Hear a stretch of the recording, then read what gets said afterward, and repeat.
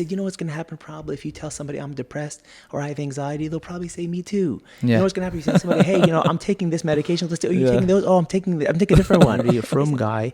He said, I'd love visitors. I said, oh, so you don't mind if I tell people? He goes, no, I'm not ashamed of the fact that I have severe, depression. Wow. We're all going through stuff. You don't have to go through it alone. When he says, you don't know how to run a shul because you're not there for the people and the people need, what he really means is Rabbi, I would love a little more attention. Right. I feel sad that I don't have that. And I need a mother and a father. They had a Q&A afterwards with Rabbi Berkowitz. And one of the guys goes, he's like, so Rabbi, when was the first time you experienced real love, And I'm like, all the guys in the kollel were like burying their heads, oh my gosh. And he paused, which for a minute, it felt like eternity. Beyond Therapy, bringing you emotional well-being. Thank you very much, Rabbi Sytner, for coming on. Thank you. Thanks for having me.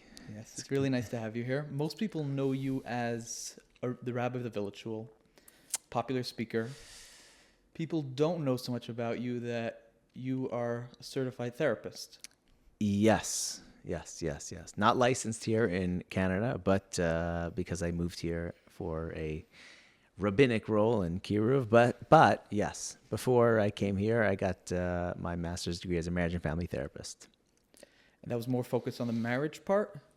It was both. Both. And it's also more of a holistic approach to therapy, is not just looking at the client, but also the family, how they're, what their other relationships are like, influences, etc., and sometimes working with the extended family as well. But it was one-on-one and also couples.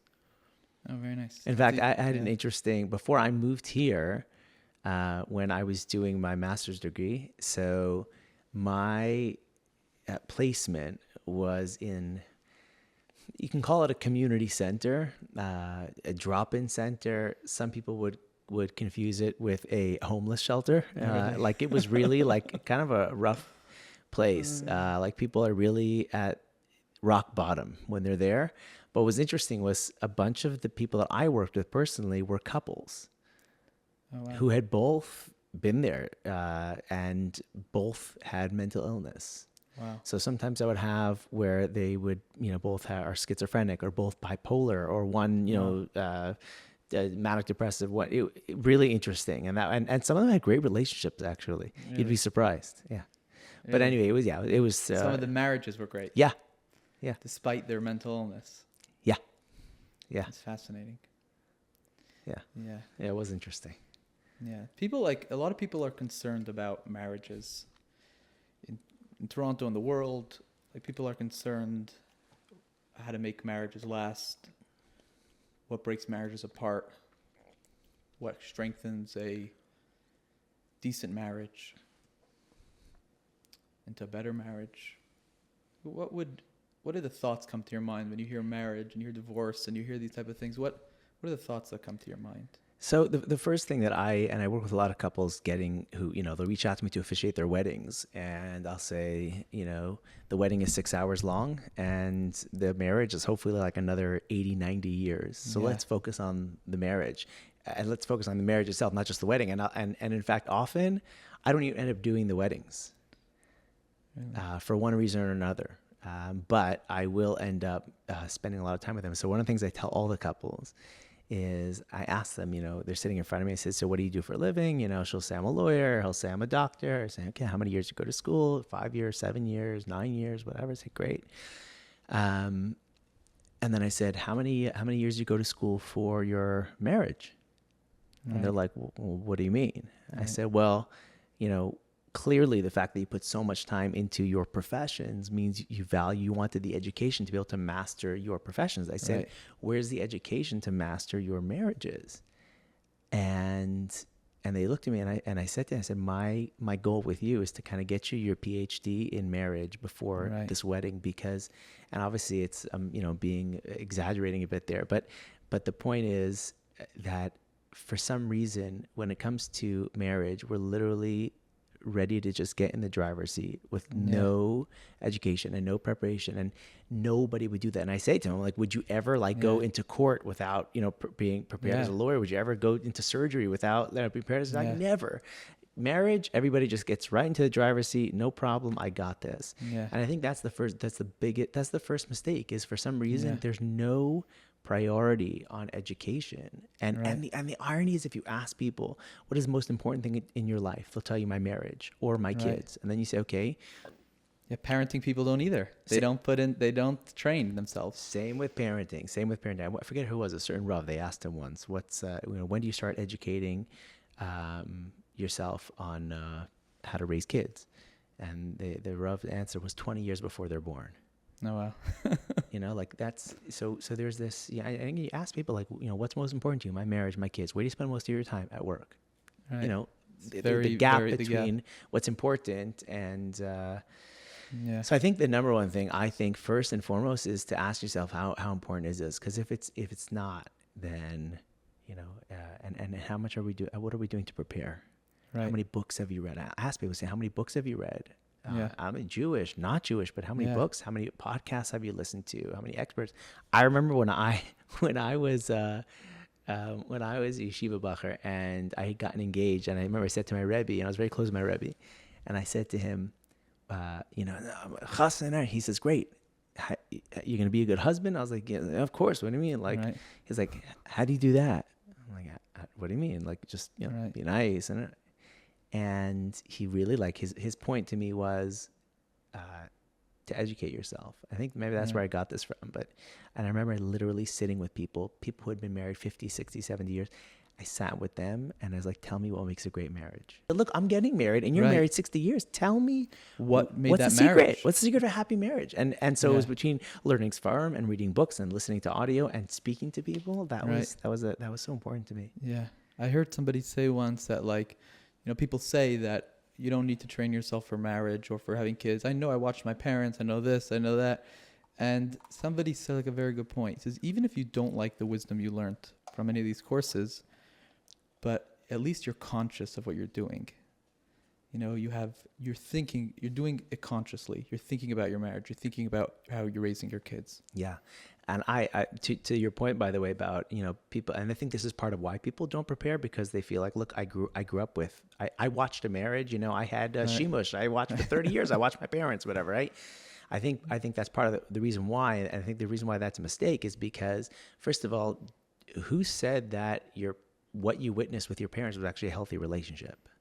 People automatically assume they are. And, sometimes a couple gets divorced after 30, 40 years. Like, what happened there? What was Right. going on? How long? So people assume, well, I know how to do it because I watched my parents. Well, first of all, who said they had a good marriage? Just because they weren't Yeah. yelling means nothing. Yeah. But even if they didn't have a good marriage, remember that you're not your father. Your wife's not your mother. Yeah. And she has a certain expectation of her father. So the dynamics are, it's not plug and play. That's No. all. Yeah. No, not at all. People often assume that marriages fall apart because of mental illness. I mean, it's an assumption that people have sometimes. And the interesting thing is, you were saying that these people who you, in your placement, worked with had crazy mental illness. We're talking about schizophrenia and real issues, real pathological issues, and they were able to make a marriage work. You think it's about awareness of and being self-aware of what you have and working with it? What makes people's struggles and their mental health work in a marriage and not work in a marriage? So I think that, and it's such a great question. I think that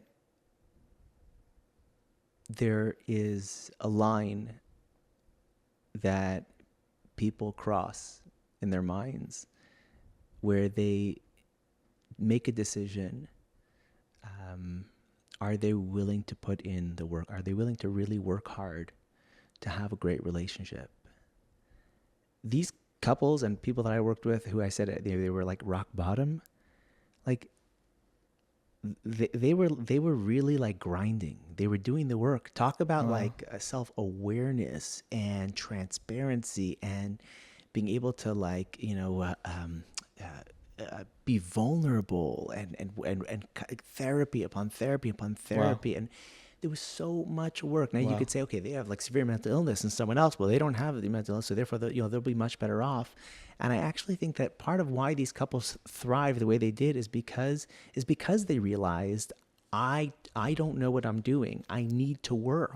I need Because to of their work. issues, Because they're of their able issues. to come to the realization they need work, and regular people don't think they need work.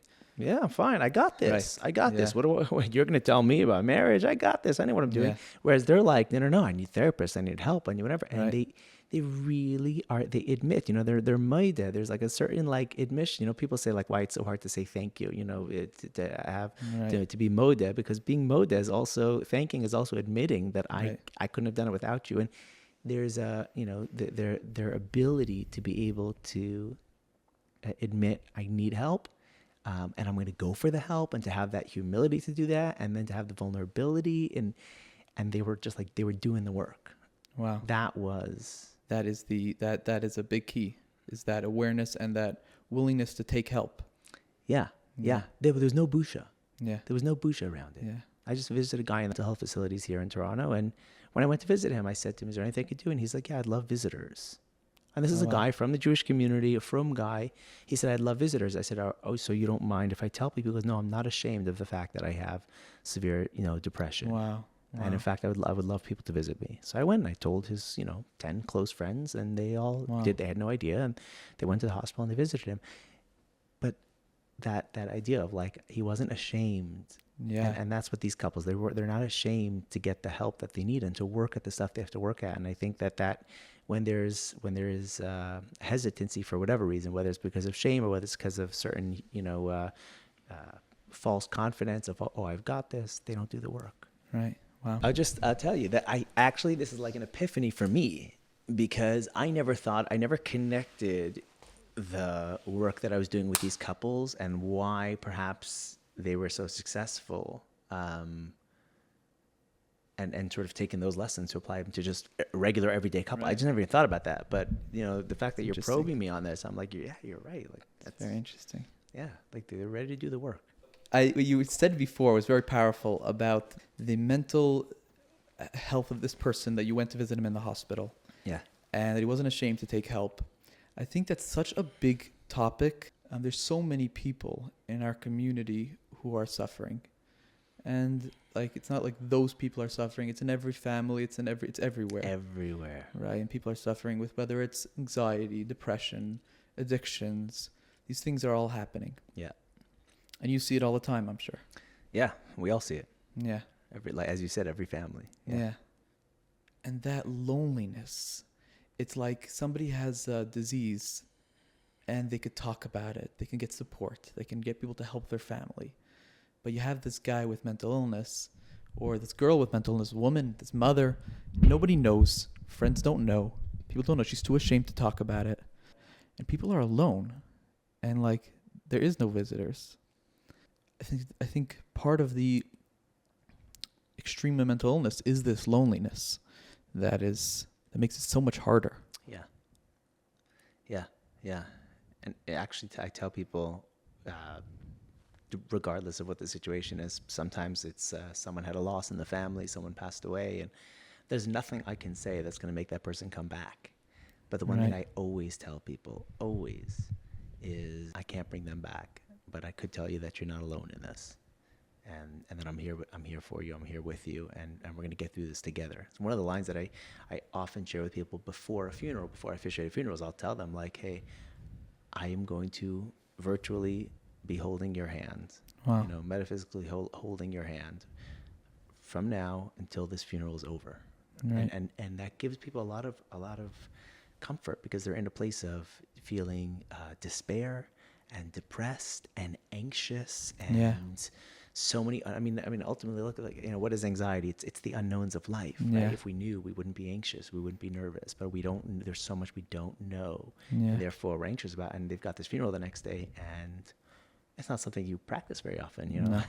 So I often tell people, you're not alone. Yeah, that's where it's so beautiful. This guy was able to say, I want people to come, and I don't mind if people know I don't want to be alone, which is something that sure helps his recovery a lot, instead of being alone in a hospital room. Yeah.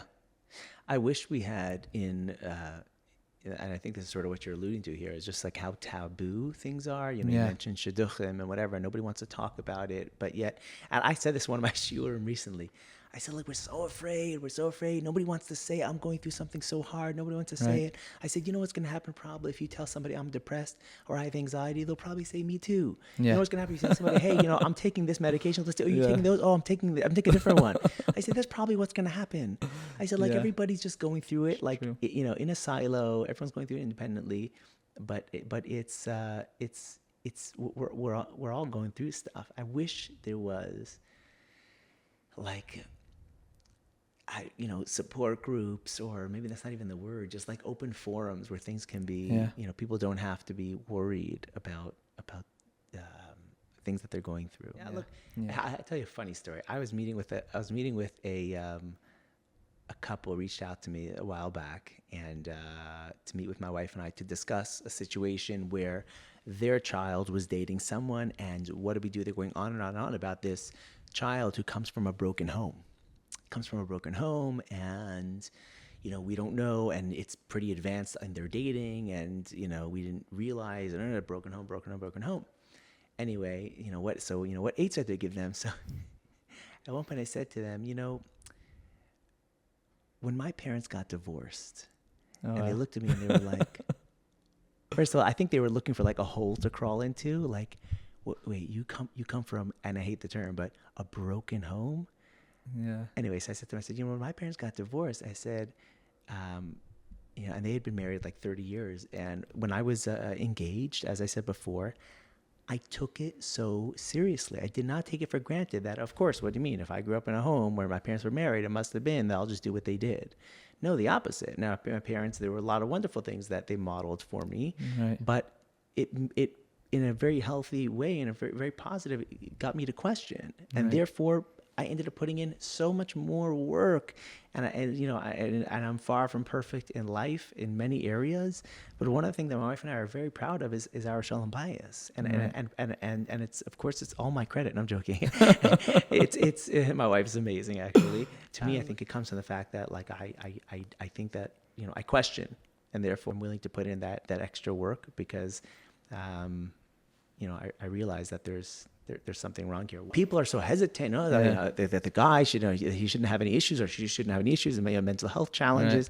And it's like, to me, that's like, and my wife always says this. When people will contact her, because she's a psychiatric nurse practitioner, and they'll they have someone in shidduchim, and then they'll contact her and they'll say, "Oh my goodness, the shidduch just said that they have XYZ mental health challenge," and my wife often says, "That's great." Like she says that everybody has something. Right. Most people, when they get married, don't know what it is they're about to get into. Here, you just found out. Wow. Now the question is it being managed properly, and is a person, if they are, wonderful. This is great. Now you know what you're getting yourself into. You know how they're managing. You know how to deal with it. And the fact that the person has the self-awareness, that they themselves know what they have, they know what they struggle with, and they're willing to do the work. To me, that's a wonderful thing. Yeah. But we're so scared of it. I guess it builds people. Yeah, it does. It builds people it to be leaders does. and. Yeah, I heard someone said in the name of Rav Shmuel Kamenetsky, they had asked him, what should a girl be looking for in a boy in shidduchim? And, you're expecting the Talmud Chacham, masmid answer, and he said, a bal simcha and a bal achrayas. Someone who's generally happy. Right. And someone who's balachrais, he's ready, he can take responsibility. And to me, that second one especially, like, it's not about how perfect you are coming into this, or pretending to be, but it's about, like, really, are you someone in life who's ready to take responsibility for yourself, for your life, for your everything? Ready to do the work. And that comes back to that thing. This couple. It's a common theme that we have today. Yeah. Ready to do the work. I mean, that's what we start off with, right? With those couples, and also with the whole PhD thing. Like, are you ready to do the work? And I say this, I didn't mention this at the beginning, but when you ask me, what are some of the things that people, that I find that, contributing to people's struggles in their marriages and and I think part of it is expectations. We have to come as realizing we're coming as two very different people. Yes, we have commonalities and things that we Right. share, but we're actually we're not just one. We are two separate people that are coming together, and that's gonna mean that there's gonna be a lot of work that we have to do. Yeah. And I tell this, I say, I ask all couples, so why are you getting married? And they laugh. They're like, what do you mean? Right. And they give this, typical answers. Well, we love each other, compatibility, companionship, whatever. We want to build a family, trust. Right. They go through all this stuff, and I tell them, you could have compatibility, you can have companionship, you could have love even without getting married. I said, why get married? And then I go into this whole thing about a Jewish marriage. I said, you're actually going into this to grow. Wow. As I tell them, I say, you're getting married to grow.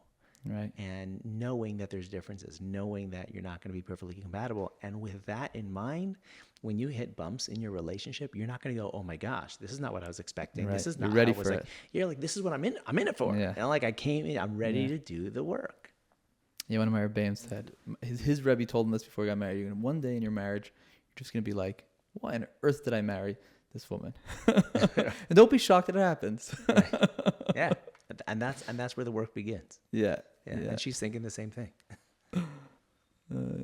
But I think also a very important point to say is that, like, we talk about the hard work, but I think also important to talk about is the beauty that comes from that hard work and the beautiful relationship you create and the beautiful life that you create together and how worth it that is, Yeah, there's no question about it that a person has a good, strong marriage, strong relationship, like everything in life, I don't want to say will fall into place, but will be so much easier to navigate. You have a life partner who you truly trust and feel like you're on the journey of life with. Right. There's ups and there's downs, but you're like, now, they say in life you can't control the waves, but you can learn to surf. Like you have Right. somebody that you're like going through the waves of life together with. Yeah. And the opposite is true too. When you don't have a strong relationship, it just like weighs on everything. Yeah. But yeah, the most beautiful. It's interesting. There was a study done by a woman named Maggie Scarf, I believe her name is. And there was a study or a book. I think it was called September Songs was the name of this little magazine or booklet. I can't remember. It's been years since I saw it. But basically what she did was she interviewed couples who had been married like 50 or more years and asked them to describe their marital satisfaction. And they all described, like, obviously the beginning was like really high. Yeah. They all described like this really, That dopamine rush of, yeah, it was like amazing. We were, Right. we engaged and married, and like they all described this high. And then as they start going through their course of life, financial struggles, kids, mortgage, tuition, whatever, illness, all kinds of stuff that, life has. And as they're describing it, they're describing their marital satisfaction sort of declining. wow. And then they continue describing their marital satisfaction as they go through their life. And where it ended up with every single one of these couples who was married 50 years plus was it was always higher. It was a U-shaped curve, but it was Wow. always higher the second time around, higher than it started. Wow. And that's to your point of like, yeah, you're doing the work, but if you can really do the work throughout the those difficult times, you're actually going to come out with one of the most beautiful things, even more beautiful than it started with, which is Wow. so profound. And it's, I guess, more deeply beautiful than just that. The beginning is not as deep of a beauty. It's more of a excitement and a rush. Yes, exactly. That second part of the you is that like a beautiful relationship. Yeah. I Yeah. once heard someone ask, Rabbi Sytner, my Rebbe, Yeah. Rosh Yeshiva Torah also. And I remember years ago, it was 15, 20 years ago, I'm sitting in the kollel, and there was a group of university students from some university, and they were in Israel on a program, and they came to the kollel. And they're clueless in terms of like kavod harav and like they're not. So like one of the guys, they had a Q&A afterwards with Rabbi Berkowitz, and one of the guys goes, he's like, so Rabbi, like when was the like first time you like experienced real love, and like all the guys in the kollel were like burying their heads, like, Yeah. oh my gosh. And he paused, which for a minute it felt like eternity. It was just Yeah. like this quiet in the. And he said, true love, probably about 25 years in. Wow. That's what he Wow. said. And you heard it in the pause. You heard it in his. Wow. He wasn't saying, when I got married, I didn't love my wife. Yeah. What you heard in that is there's levels, there's depth to love Yeah. and to relationships. And he said, and he paused and he said, he goes, true love, real true love, probably 25 years in. Yeah. It was so Wow. powerful. I'll never forget it. Wow. Really, It is very powerful. yeah. So I'm celebrating my 20th anniversary this year. Oh, wow. So in So 5 years,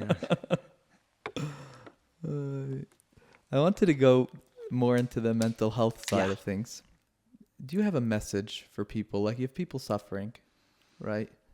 And with different levels of suffering, but the commonality that I was talking about before is the aloneness and the not being able to share with other people, whether it's their kids suffering or them suffering, or they feel they can't share with other people. Do you have a message to people, regular people who are just suffering internally, fighting battles, heroically showing up in their lives and trying to take care of themselves mental health wise, but it's really hard. It's really, really hard, and especially because they're doing it alone, and the pain and everything that goes with it. The first thing I would say is, you don't have to go through it alone. I know that's the feeling. The feeling is I can't tell anybody. If I were to tell someone, what would they say? What would people think? First of all, most people would be impressed. I have a newfound respect for this guy who I visited in the I always knew him. He's been one of my balabatim for years. I always thought he was a nice guy, but I have a tremendous respect for the guy when he said to me, "I'm not ashamed to be here." That's a gever. That's a gever. That's someone who has courage. That's someone who's got like inner. I was so impressed with, and I respect him so much more. Yeah. People are not going to judge you the way you think they are. Sure, there may be people who will, and those people, you don't want them in your life anyway. But I really believe that one thing that everyone needs to hear is you don't have to go through it alone. Everyone's going through something. Everyone. I haven't met anyone who isn't going through something. Wow. And you don't have to go through it alone. Reach out for help. People want to help, and I would tell people, if someone asked me, what would you say to a friend if they asked you, if they told you, I'm suffering, what should I do? How would you respond to them? What would you tell them? And even these people who themselves are suffering alone would say, well, I would want to help them, and I would offer them, I would tell them not to be embarrassed about. Right, that's exactly what someone's going to tell you. Yeah. Reach out for help. There's so many resources. Yeah, it's a big level to do that. It's a big level of strength. Yeah. The other thing that someone told me, which I thought was a nice reminder, is that if you feel like you hit rock bottom, the beauty is that it's only uphill from here. Right.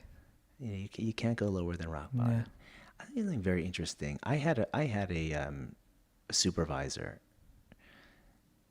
when I was working in this drop-in facility in New York, and I remember while I was doing supervision and working with these couples and individuals, there was a terrible, tragic case in Muncie of a father who was found dead. Wow. Father of like 6 or 7 kids, Wow. and he had taken his life, and it like really weighed heavy on me. And I just was in shock in the beginning, and then I went into my supervisor because I had a thought. I said to her, this is going to sound terrible, so please forgive me, and she wasn't Jewish. I said to her, if this guy was in that much pain, that he was willing to leave a wife on her own and kids on their own, which like is the last thing any father would want to do. But if he was in that much pain, maybe we shouldn't be so sad that he took his life, because he had to have been suffering to a point that none of us could imagine if that's how far he went. Wow. I said, so maybe we shouldn't see it as such a tragedy. This was like a weird thought that I had. I don't actually believe that. I don't actually think that, but that was a thought that crossed my mind. The point of that thought is not that it's, of course, life is important, but that to realize the extent of the pain he's going through. Yeah. And that's when she said to me something that I thought was amazing. I never looked up the study myself, but she said to me, there were studies that were done of people who had attempted suicides, and they failed attempts.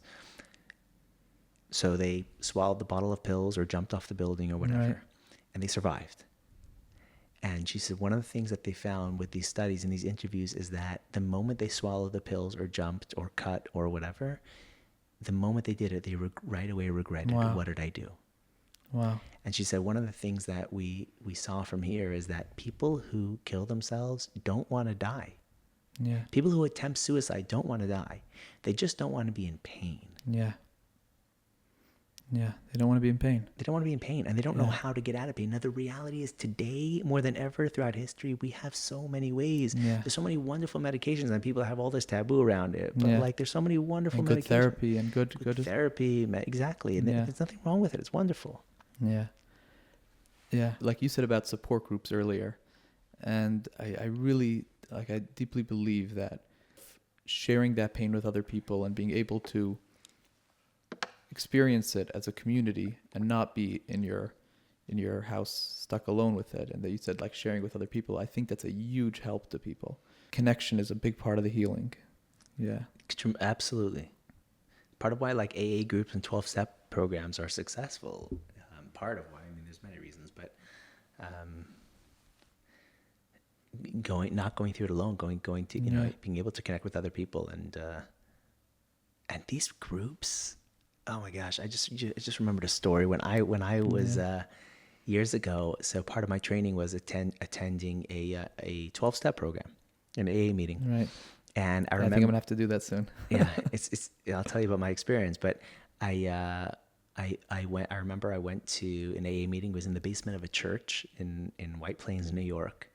And, you know, I was a yeshiva guy, and I, you know, put on a beanie, and I was wearing a coat, and it was the winter, and you don't go to an AA meeting and observe. Any AA meeting you go to, there's confidentiality there, and there's mutual respect, and there's understanding, and therefore you go in as a participant. Everyone goes as a participant.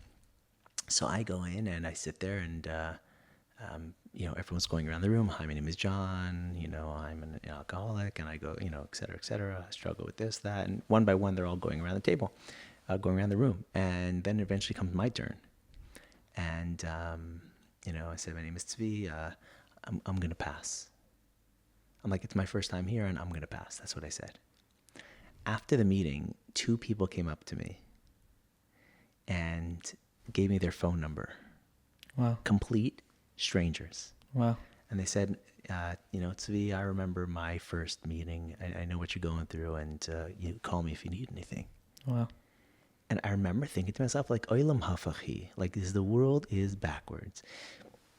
We look out there and we go, like, all the successful, healthy, quote unquote people, everyone, you know, that's the real world. In here, these are all the broken people.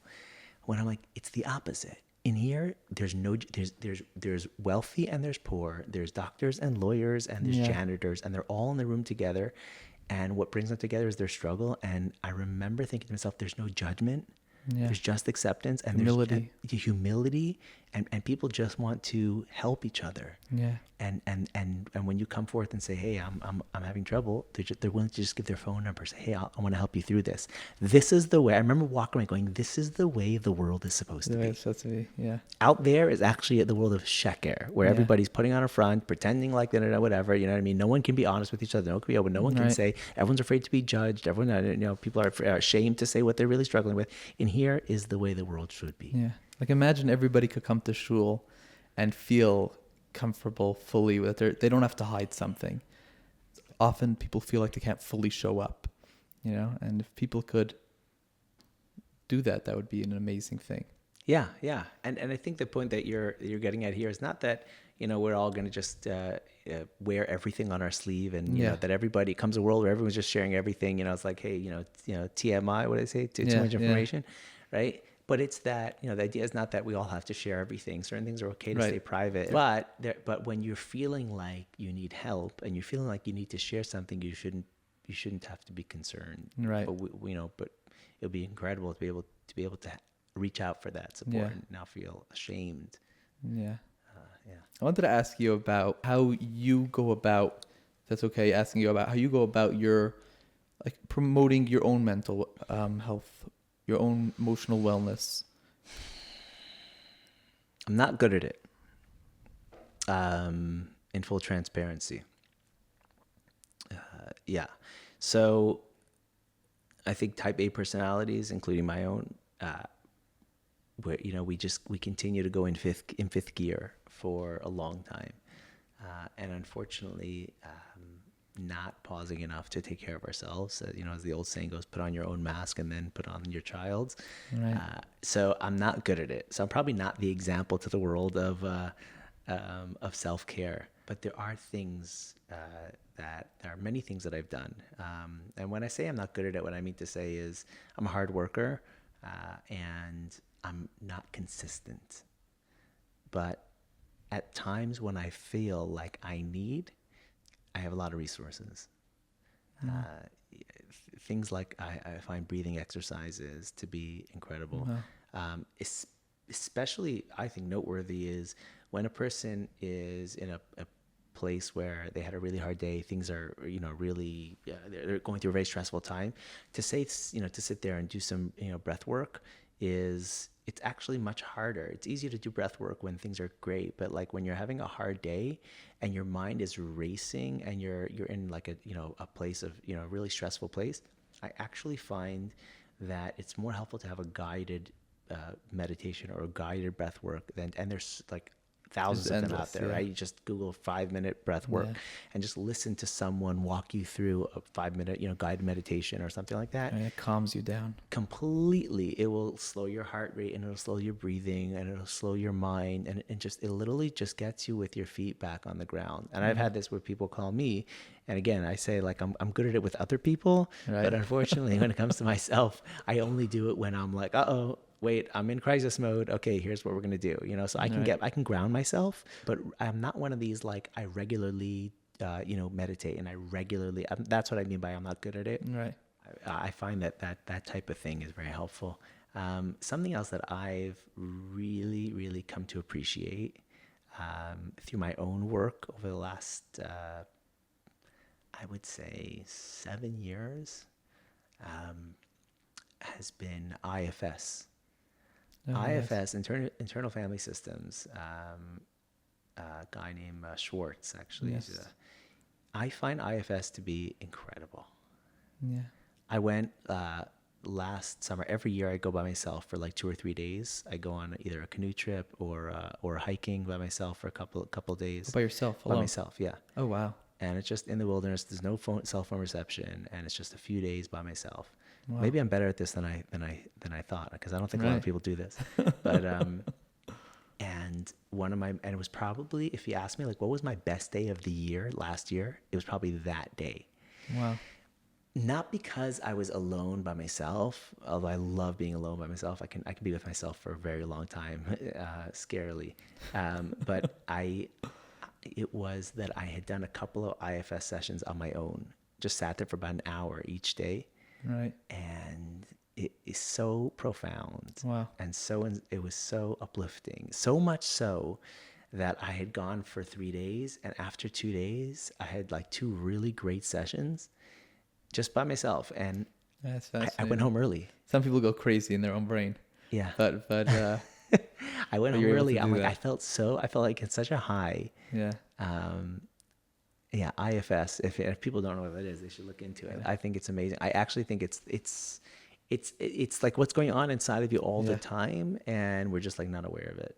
Yeah. Yeah. And also that the initial part of IFS I thought was helpful for me was, even if I don't get to the point of dialoguing with what's going on inside myself at a particular time, but being able to just access, I find that to be like profoundly helpful. So whereas a person goes through their day and they're like feeling super anxious about something, they don't even know what to do with that. They don't know what to do with the fact I'm feeling so anxious. I'm anxious. So what are they? Okay, maybe I'll go for a run. Maybe I'm going to eat. Maybe I'll drink. Maybe I'm going to watch something. Mind numb in some way, right? They're feeling anxious. And what I found amazing about IFS was the idea of, first, obviously breathing and slowing your mind, and then being able to sort of scan your body top to bottom and get in touch with yourself physically, but then also become aware of your emotionally what's going on, and then leaning into, completely focusing and breathing into whatever is that's happening. Just the embodiment of your body and The settling awareness, into that. the awareness and the acknowledgement and the noticing and accepting and leaning into whatever you're Your feeling. experience. Yeah, Wow. to me that's incredible. Right. Yeah, that is something that's much easier to access than the inner dialogues, and that I think is much harder to get to. Yeah, and you know what? But even if a person just did that, Yeah, it'd be amazing. I think it's amazing. Yeah. And then support, it's good to have there were times when I felt like, it'd be really good to work this through with a therapist. I don't get a good therapist and work something through. Then there's times just have a good friend, somebody can speak out. And empathy is so powerful because it goes back to what we were talking about before, not being alone. Yeah. If you have somebody who, people don't like to be empathetic because it requires them to sit in a place of an emotion they may not be comfortable with. Brene Brown has a great clip about empathy. It's part of a longer talk that she did, but someone sort of cartoonized it. It demonstrates what empathy requires. It requires someone to actually go into the emotional space that the other person's in. And part of why we don't want to do that is because that's uncomfortable. You're feeling really, really, scared about something.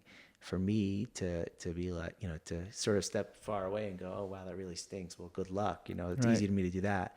For me to really tap into, what does that mean? That must what is that? I'm trying to imagine what that really means to feel what you're feeling. I can imagine that's actually very scary if you feel like you're going to go broke or going to go bankrupt or going to be attacked or going to get divorced or whatever.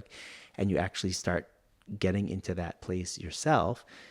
That's empathy. That's why people don't like to do it, because it requires you to go somewhere you don't want to go. Go inside of yourself deeply. Yeah. So I think that's what we're most afraid of doing as people. Yeah. It's really experiencing ourselves in a deeper way. Yeah. And that is what empathy requires. But the nice thing is, you ask about when you're going through a hard time. The nice thing is, if you can reach out to someone who's good at being empathetic, it's incredible. It's what we were talking about not being alone. Yeah. I think this point that's come up throughout our conversation is that there is a point of when you're alone and it's not your fault. And that is true. At the same time, you can help yourself to not be alone. You can reach out to people. You can create friendships. You can find supports. There's people who want to help. There's Rabbanim, more just good people who just want to help you. And if you would reach out, you would have more support and you'd be less alone. Yeah. Yeah. Yeah.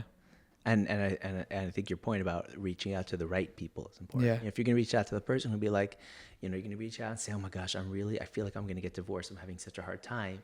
And the person will be like, hey, well, at least you're married. Yeah. Well, that doesn't help me, but where you can call that person who's going to be like, wow, I can't imagine what that's like. I'm so sorry you're going through that. I'm here for you. I'm with you. I don't know what to say. But I can imagine how scared you must be right now. That's empathy. Yeah. Yeah, that makes a person not feel alone, which is so powerful. Yeah. We're speaking about people showing up to themselves and then self-numbing.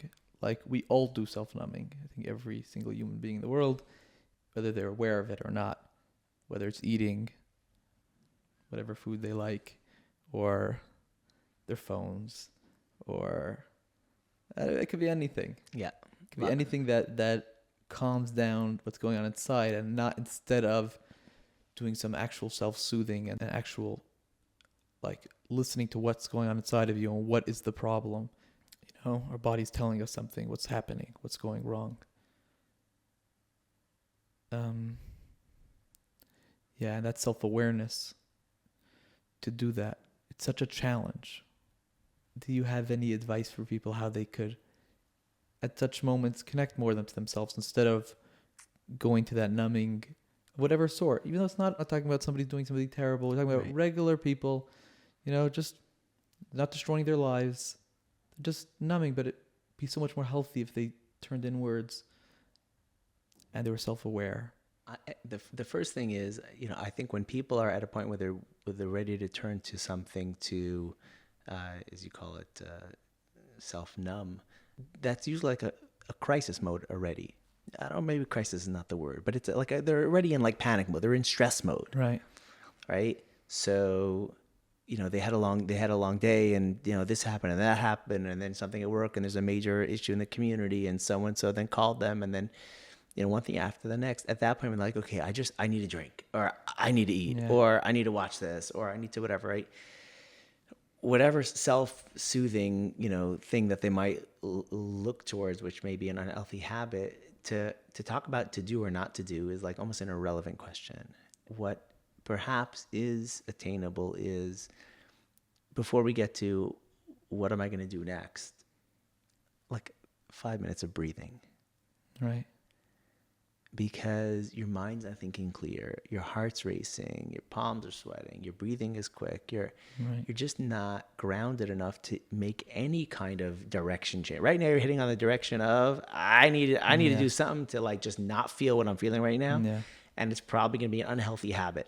Yeah. Right. So so I need to like slow the train a little bit, because right now I'm heading like full speed ahead to wherever. Right.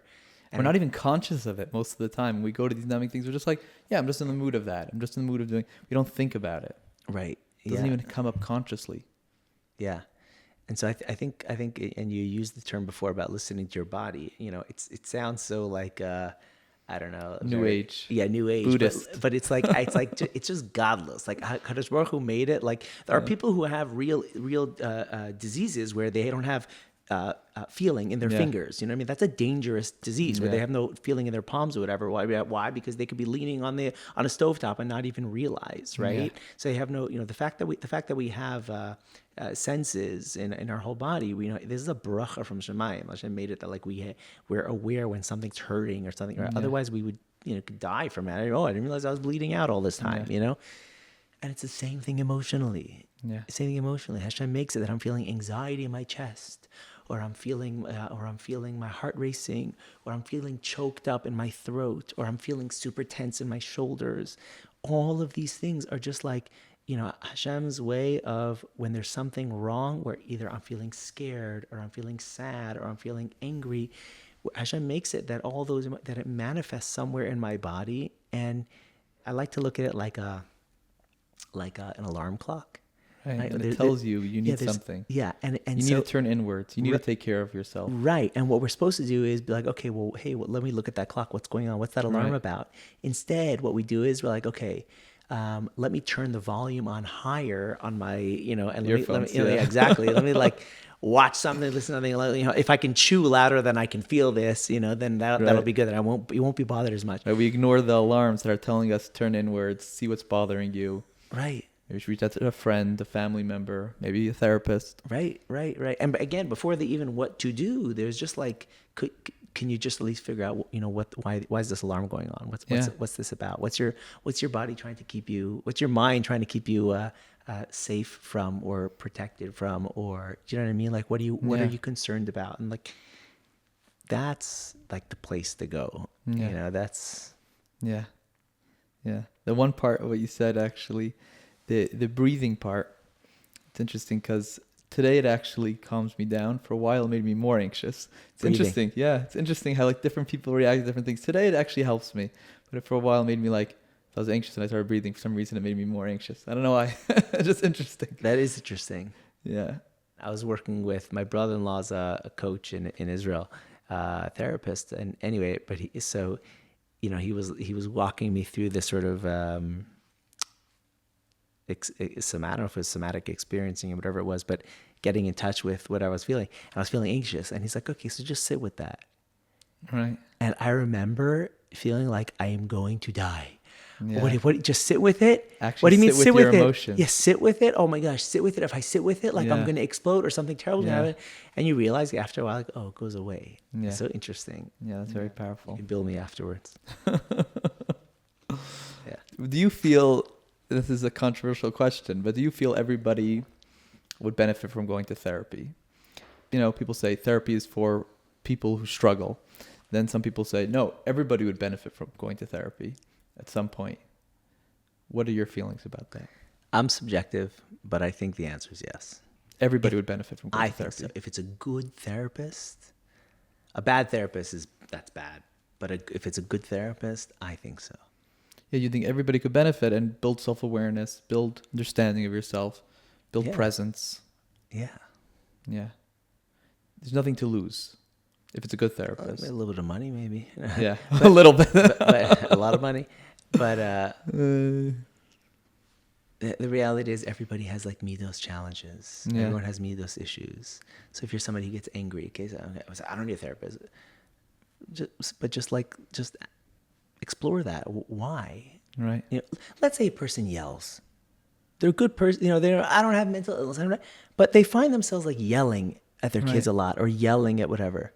And does that need a therapist? Not necessarily. But to your question of like, can everyone benefit from it? If that person would sit and do some CBT work, or just like, so what's going on there? Why is it that like I yell at my kids? Most likely it probably has something to do with their childhood, something to do with the home they were raised with, how they were sort of trained, to react when things happen. And that could be like revisited and reprogrammed, for And lack anger is of a better really words. common one because anger is like a self-numbing tool almost. It's like we don't want to feel our emotions. We can use anger as a way of like self-protecting. It's like a secondary emotion that we can use when we don't want to feel what's going on. It's easier. We feel more powerful when we're angry, and it feels protective. I think I heard this from my Rebbe. I don't remember. Anger is the most primitive form of sadness, most primitive expression of sadness. Wow. Anger is the most primitive expression of sadness. And it makes so much sense. Yeah. When I'm angry at you, and I find this with men, adults especially, kids too, but if they're angry, I'm so angry, what they really mean usually is, I feel so sad. Wow. I feel so hurt. Wow. But they can't say that. Wow. And I have this with Balabatim. I have this with people where they're so angry, and I'm able to tolerate and to hold space for whatever it is that they have to say, Right. because I recognize that There's hurt there. Yeah, but they're not. When they come and be like, Rabbi, I'm gonna tell you, how you're running this shul is, and you don't know what you're doing, like thank God I don't really get a lot of that. But if I have that, and I have had that, I'm able to hold space for it because I'm like, what you really mean is, I feel sad, Rabbi, and I wish you would just spend a little more time with me. When he says, you don't know how to run a shul because you're not there for the people and the people need, what he really means is, Rabbi, I would love a little more attention. Right. I feel sad that I don't have that, and I need a mother and a father. I need you know what I mean? That's Yeah. really what he's saying. Wow. But he can't say That's that. 'cause powerful to look at people that way, and to look at the people, because when people yell at us, we react we're so offended. Instead of reacting like, this person's attacking me, wow, what's going on, I can show up and have some compassion for this person. This person's just sad. This person's hurt. They're in pain. Yeah. Yeah. If you could give a message to the Toronto community or to the community at large about mental health, what would it be? If you could say one thing that people should hear about mental health, emotional well-being, what would that be? You could shout it from the rooftops and make sure everybody hears it and everybody takes this in.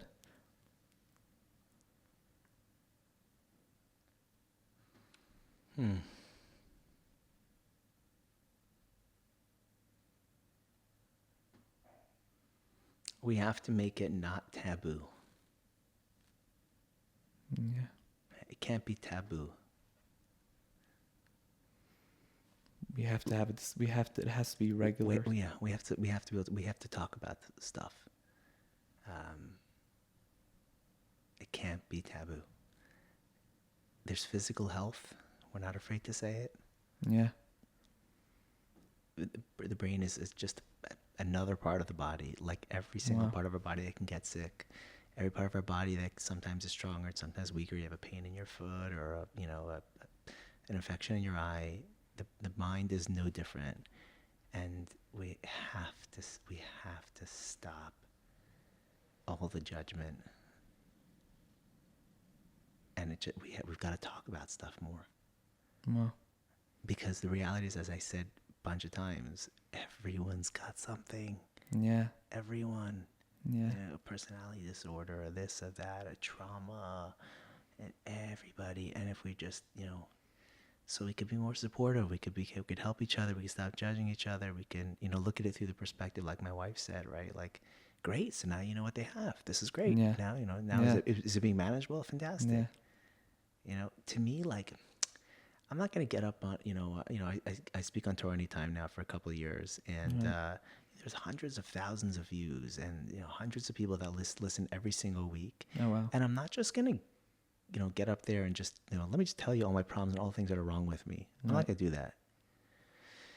But I do allude to stuff, and like, I have my fair share of challenges. Like, I have stuff, but I'm not afraid to say it. And I feel like it's part of why I can relate to other people who are going through challenges. And I think it's... Right, you have stuff and you're willing to show up to it and you're willing to be aware of it. You're willing to own it and not be embarrassed of it. Yeah. That's the powerful thing. Yeah, it's not a bad thing. Yeah. I think it's a part of, I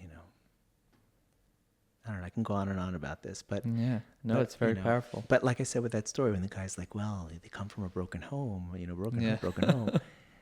The couple ended up getting married, by the way. Oh, yeah? Yeah. And when we asked them, so what was the turning point? They said, the wife told my wife, when your husband said he comes from a broken home, we realized if his parents are divorced and he turned out okay, so maybe this shidduch's not such a bad idea. Again, I'm not saying, every divorced person, but like, the fact that everyone has stuff, it's just a question of like, are we taking responsibility? Like Rosh Kamenetsky said, a balach rayas. Are we showing up to it? Are we showing up to our stuff? Yeah. Yeah. And so I think that's the message that I would shout out from the rooftops. It would be like, we got to talk about it. We got to talk about it. No more. Which is what we did today. Which is what we did today. There you go. So we're doing it. You're doing it. Yeah. Thank you so much for coming on. It's really a pleasure to talk to you. My pleasure.